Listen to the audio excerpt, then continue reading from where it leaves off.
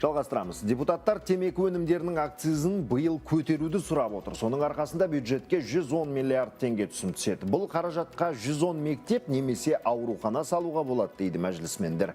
Еуразиялық экономикалық елдер арасында Ресей әлден акциз мөлшерін көбейткен болатын, ал Қазақстан тек 2024 жылға қарастырып отыр. Бүгін осыған қатысты заң жобасы мәжілісте таныстырылды. Министр мен депутаттардың келіспеген тұстарын әріптесім Арай Сүгірбай айтсын. Арай, қайырлы күн. Сонымен менің түсінуімше шарт тек Еуразиялық экономикалық одақ аясындағы елдерге қатысты, иә?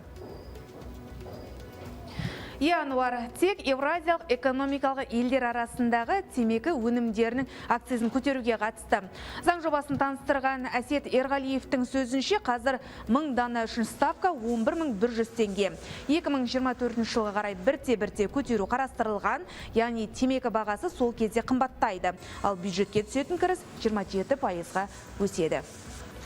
2024 жылы сигареттерге қатысты индикативтік мөлшерлеме 1000 дана үшін 35 евроға баламалы мөлшерде ұлттық валютада белгіленген. Алайда депутаттар бұл айтқан шартқа қарсылықтарын білдірді. Біз заң жобасын қабылдап әуреге түсіп жүргенде Ресей әлден акциздерін көтеріп қойған. Сондықтан бізге де шаруаны кейінге ысыруға болмайды дегенге келтірді. Бүгінгі күні осы келісім шартты ратификация жасау кезінде Ресей Федерациясы жоғарыға көтеріп қойды. Теңгеге айтатын болсақ 17 000 теңге. Неге біз бірінші шілдеден бастап оны 13.114 теңге қылып 20%-ға көтермейміз. Біз 20%-ға көтерсек, темекінің бағасы бөлшек саудада 600 теңге болады. Ол бізге қосымша 110 миллиард кем дегенде қосымша зерт береді. Ол деген сөз 110 мектеп, 110 денсаулық сақтау орындар немесе. Бұл мәселені министр ескермеген сыңайлы ойланып, жазбаша жауапқа уәде берді. Бұдан бөлек Еуразиялық экономикалық одақ аясындағы тағы бір өзгеріс енді тауар таңбаларын қорғау мен тіркеуге қатысты ортақ жүйе жұмыс істейді. Артықшылығын әділет министрі тізбеледі.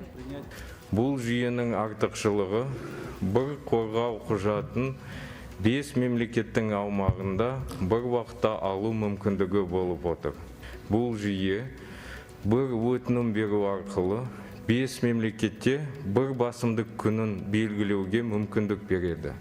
Тауарларды тіркеуге қатысты ставкалары әр елдің өз валютасымен белгіленеді, ал Қазақстанда барлық сараптама мен тіркеу жұмыстары үшін 500 000 теңге мөлшерінде қарастырылған. Егер тауарды тексеру кезінде кілтипан шықса, онда қызмет үшін ақша алынып, қалғаны қайтарылады. Жалпы мәжіліске түскен одаққа қатысты 2 заң жобасы да бір ауыздан мақұлданды.